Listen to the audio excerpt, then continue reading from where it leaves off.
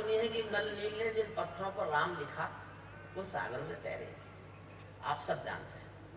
उसी समय की एक बोध कथा है कि राम ने अचानक ये देखा कि उसी समय एक गिलहरी पेड़ से उतरी, पानी में गई, सागर में भीगी, पूरा बदन भिगोया, बाहर निकली, रेता लपेटा, सागर में धो दिया, बाहर निकली, रेता लपेटा, सागर में धो दिया, बाहर निकली, रेता लपेटा, सागर में धो दिया। राम बोले क्या कर रही हो देवी? तो गिलहरी तन के खड़ी हो गई, बोली आपको दिखाई नहीं देता, मैं आपके लिए पुल बना रही हूं।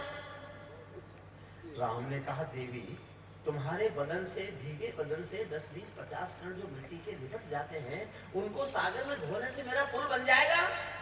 गिलहरी बोली मत बनो, लेकिन इतिहास में लिखा जाएगा कि जब आपने कोई न्याय का काम शुरू किया, चाहे 10, 20 कण दिए हों, योगदान मैंने भी दिया था, मदद मैंने। एक और छोटी सी कहानी सुनिए।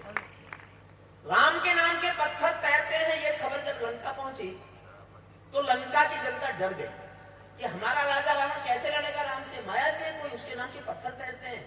तो उसने ये शर्त रख दी अपने राजा रावण के सामने कि तुम भी सागर में रावण लिखकर पत्थर तैरा के दिखाओ, वरना हम कैसे माने तुम उससे युद्ध लड़ लोगे।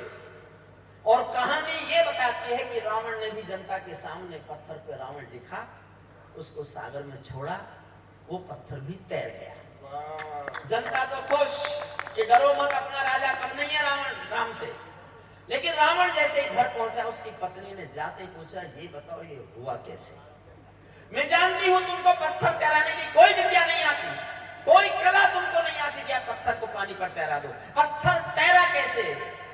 तो रावण की आंखों में आंसू आ गए और धीरे से कहा किसी को बताना मत, मैंने पत्थर पर रावण लिखा, उसको सागर में छोड़ा, उसको धीरे से कह दिया तुझे राम की कसम है दूंगा।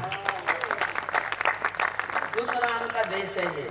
और मैं एक और कहानी सुनाता हूं आपको, आधी मिनट की, जिससे अच्छी मैंने कोई कहानी लिखी नहीं, सुनी नहीं, पढ़ी भी नहीं।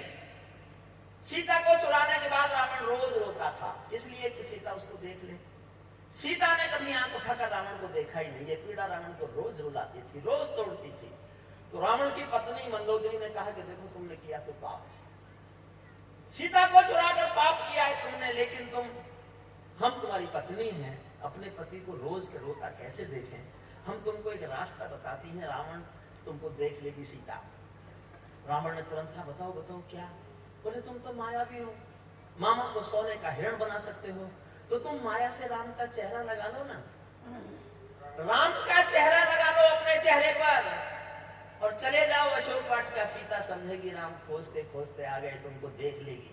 इतना सुनते ही रावण और फपक कर रोया और उसने कहा देवी सीता को चुराने के बाद ये कोशिश तो मैंने न जाने कितने बार की, लेकिन मैं जैसे ही राम का चेहरा लगाता हूं मुझे दुनिया की हर स्त्री में अपनी मां दिखाई दे रही है। और साहब एक और कहानी सुना के जा रहा हूं जिसमें आपने शायद किसी ने भी नहीं सुनी होगी।